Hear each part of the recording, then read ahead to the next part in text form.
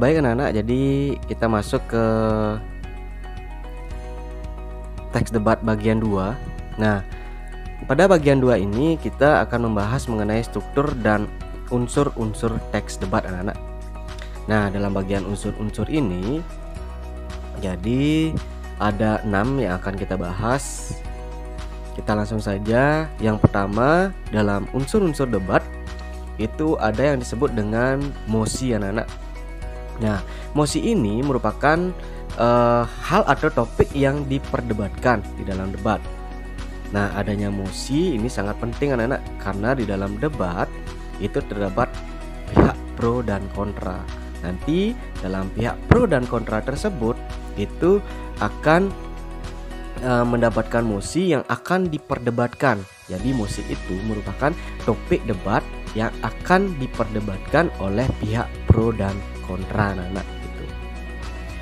Nah, selanjutnya pihak pro dan kontra itu dalam pihak pro-nya itu disebut dengan tim afirmatif namanya anak-anak. Nah, yang kedua ini adalah tim afirmatif atau pihak pro namanya.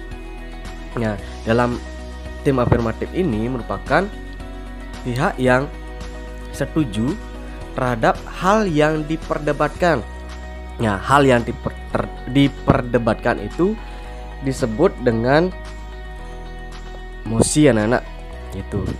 Jadi tim afirmatif ini adalah tim yang setuju terhadap mosi. Debat harus memiliki pihak pro atau pihak afirmatif yang setuju terhadap mosi yang telah diberikan.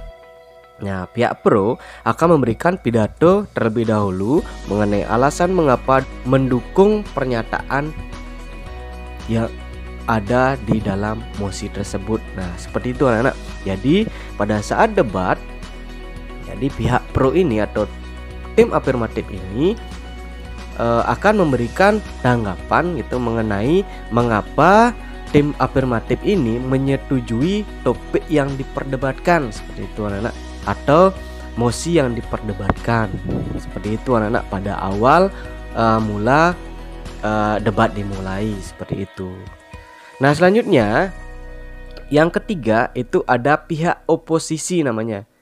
Nah, pihak oposisi ini adalah pihak kontra anak-anak, atau pihak yang tidak setuju atau menentang topik debat atau mosi, seperti itu.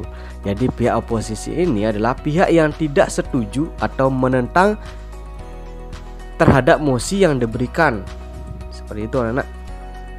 Itu disebut dengan pihak oposisi, seperti itu. Nah, selanjutnya ada pihak netral anak-anak. Nah, pihak netral adalah pihak yang memberikan dua sisi baik, dukungan ataupun sanggahan terhadap mosi.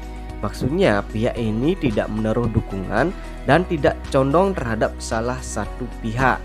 Nah, pihak netral ini anak-anak, jadi pihak yang tidak mendukung pihak afirmatif atau tim afirmatif, atau tidak mendukung pihak oposisi. Jadi netral di sini anak-anak, seperti itu.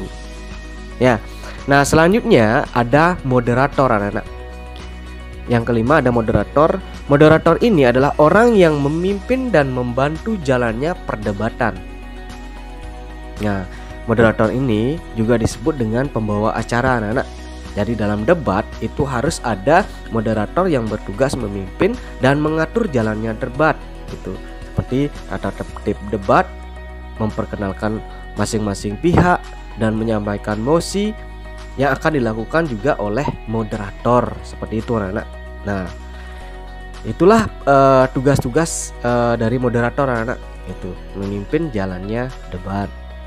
Nah, yang terakhir ini ada penulis namanya anak-anak. Nah, penulis ini juga disebut dengan notulis. Nah, penulis ini apa sih yang dibuat oleh notulis? Seperti itu. Nah, yang dibuat oleh notulis ini adalah notulen, disebut dengan notulen anak-anak. Nah, jadi notulis ini merupakan orang yang menulis notula atau notulen dan kesimpulan suatu debat gitu.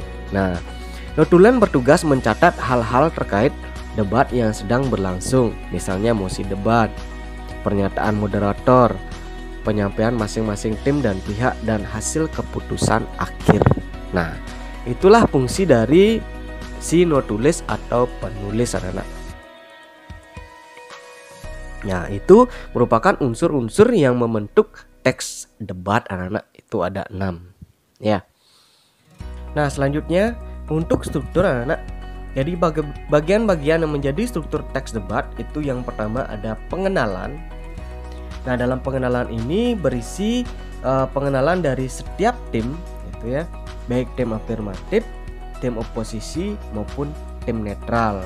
Nanti yang membantu dalam perkenalan itu adalah si moderator anak-anak. Nah, yang pertama itu ada tahap pengenalan anak-anak gitu. Nah, yang kedua itu ada penyampaian argumentasi anak-anak.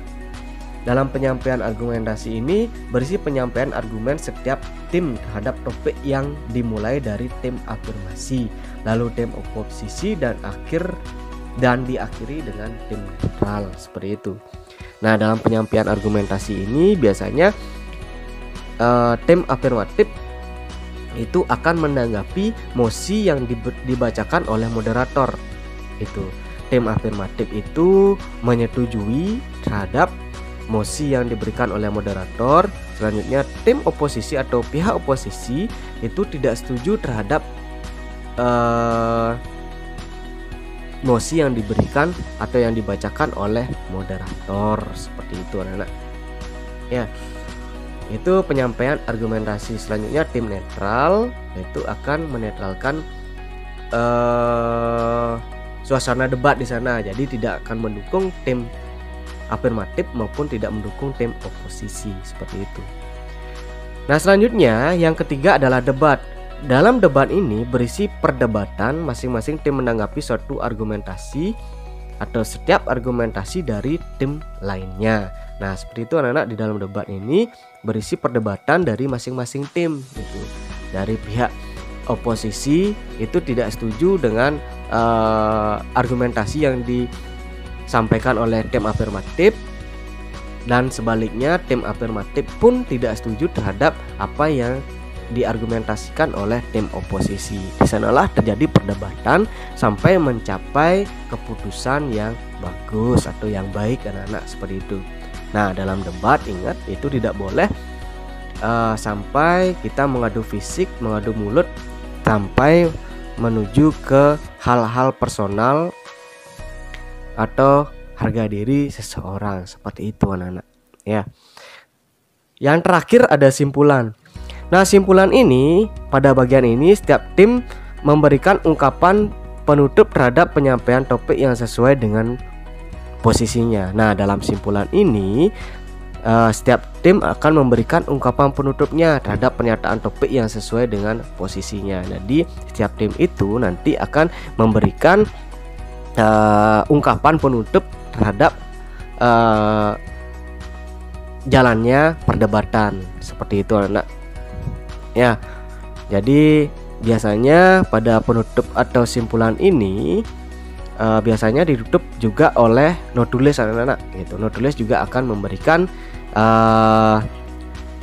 beberapa ringkasan jalannya debat. Nah, seperti itu anak-anak. Baik anak-anak, itu saja pertemuan bagian kedua. Jadi belajarlah dengan baik dan carilah materi-materi di buku LKS, buku paket, dan Google, seperti itu anak-anak ya. Mohon maaf jika ada kesalahan kata. Jadi saya tutup dengan Panamo Santi. Om Santi, Santi, Santi Om.